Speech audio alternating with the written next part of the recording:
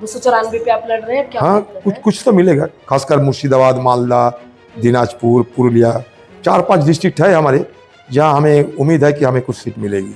राहुल गांधी इस तरीके की मतलब वो राजनीति नहीं करते जो बाहर में एक अंदर एक, ऐसा राजनीति नहीं करते राहुल गांधी जी। बड़े सीधे रास्ते पे चलते हैं वो। इसको जिक्र किए, उनका नाम सिर्फ और सिर्फ राहुल गांधी है। बाद में ममता बनर्जी ये एसआर करने के लिए चुनाव आयोग को पूरा मदद किए थे। मदद करने के बाद वो वकील बनते सुप्रीम कोर्ट गई और उनके बाद ये विचाराधीन मसला आ गए।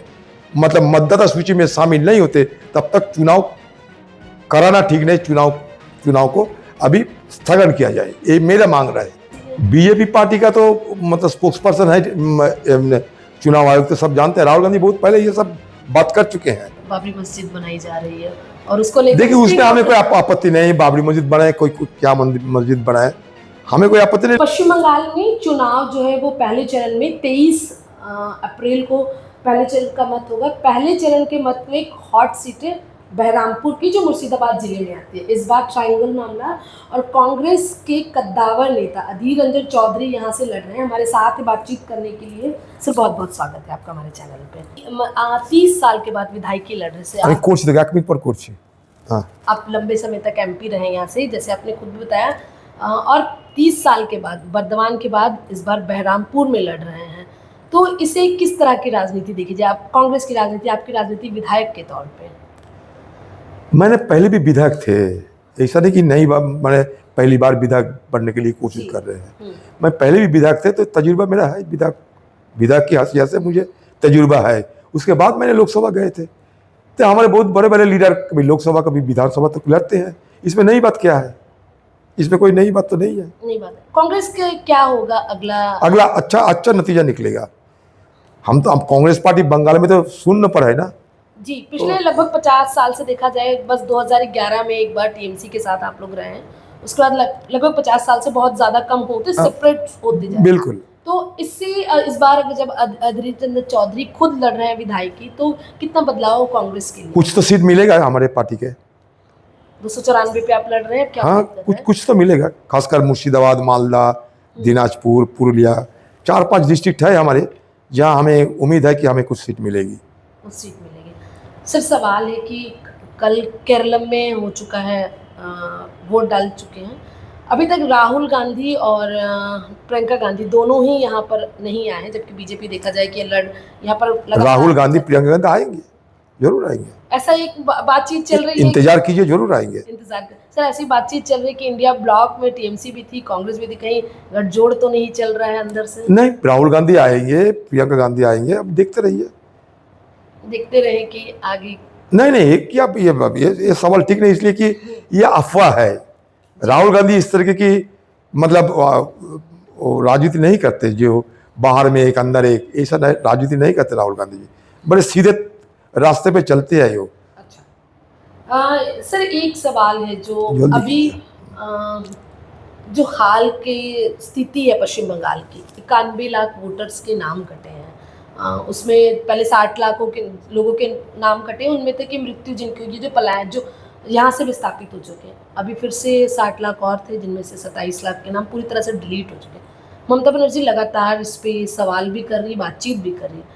सर, मुझे कांग्रेस का कोई बहुत स्ट्रॉन्ग स्टैंड इस पे अभी तक नहीं दिखा है, जबकि आप जहाँ पर है, यहाँ पर सबसे ज़्यादा मुर्शिदाबाद में सबसे ज़्यादा नाम काटे गए हैं। हमारे पार्टी की तरफ से सबसे पहले राहुल गांधी जी सारे देशवासियों को निगाहों में ये मुद्दा लाए थे कि एसआर की नाम पे, एसआर को बहाना बनाते हुए बीजेपी देश भर में वोट चोरी करते हैं।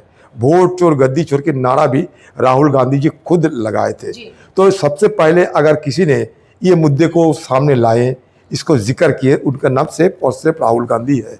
बाद में ममता बनर्जी ये एसआर करने के लिए चुनाव आयोग को पूरा मदद किए थे। मदद करने के बाद वो वकील बनते सुप्रीम कोर्ट गई और उनके बाद ये विचाराधीन मसला आ गए। तो अभी उनका ये चुनाव जंग में एक वो मुद्दा बनाना चाहते हैं, इससे ज़्यादा कुछ नहीं। मैं तो मांग करता हूँ अगर वोटर के नाम वंचित रहे और वो भी वैध वोटर होते हुए भी, तो मुझे लगता है कि ममता बनर्जी की तरफ से ये मांग किया जाए कि मतदान मतलब व्यवस्था को अभी स्थगन रखना चाहिए। क्योंकि जब तक ना हर वोटर जो वैध वोटर है उनके नाम नामांकित नहीं होते, मतलब मतदाता सूची में शामिल नहीं होते, तब तक चुनाव कराना ठीक नहीं। चुनाव को अभी स्थगन किया जाए, ये मेरा मांग रहा है। ममता बनर्जी को मैं ये कहूंगा कि ये मांग आप भी करते रहो। मतलब ये कांग्रेस की तरफ से माना जाए, क्योंकि बड़े लीडर है आप, कांग्रेस की ऐसी मांग है। क्यों, ये तो कानूनी है, ये हमारे अधिकार की बात है। सर इसमें कांग्रेस की कोई सहारा लेने की जरूरत नहीं है पार्टी के। सर देखिए, मैं ये तो संविधान की बात करते हैं। सबसे ज्यादा इस जिले में मुसलमानों के नाम काटे हैं और मुस्लिम पॉलिटिक्स इस जिले में बहुत ज्यादा, कितना नुकसान लगता है कांग्रेस को, क्योंकि गढ़ रहा है वो कांग्रेस। कांग्रेस का नुकसान तो होगा, मुसलमान लोग हमें समर्थन करते हैं, कांग्रेस का तो नुकसान होगा।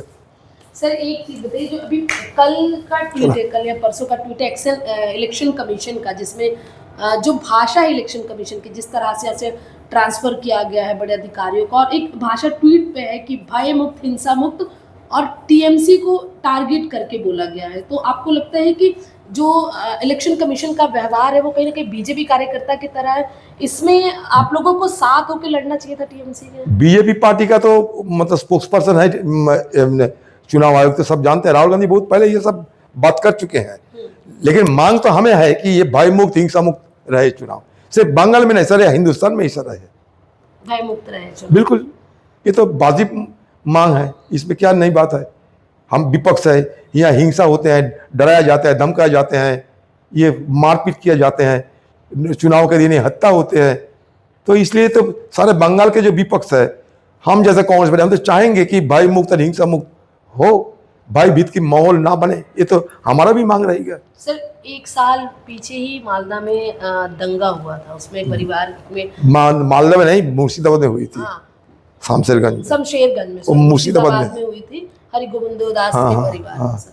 तो अभी उस परिवार को लेकर आज ही आपने टिप्पणी की कि उनके परिवार को प्रधानमंत्री की रैली में लेकर जाया जा रहा है, इसको पॉलिटिकल किया जा रहा है। बिल्कुल किया जा रहा है, यही तो बीजेपी का काम है, सारे देश भर में पॉलिटिकल ही करेगा। पॉलिटिकल कर, आपके सामने भी बाबरी मस्जिद बनाई जा रही है और उसको लेकर देखिए, उसमें हमें कोई आपत्ति नहीं, बाबरी मस्जिद बनाए, कोई क्या मस्जिद बनाए, हमें कोई आपत्ति नहीं, लेकिन ये इसको लेकर तनाव न पैदा हो, यही मेरा मांग रहेगा। बाबरी मस्जिद को लेकर बिल्कुल, उसमें मुसलमान, कल जो स्टिंग ऑपरेशन है उसमें बताया गया है कि मुसलमान वोटों को बांटने की बातचीत। बिल्कुल, ये हो सकता है, कुछ भी हो सकता है, यही तो हो रहा है ना, सारे देश भर में ध्रुवीकरण की राजनीति चलता है और बीजेपी इसमें शामिल है। आज साबित हो, मतलब ये साबित हो गए।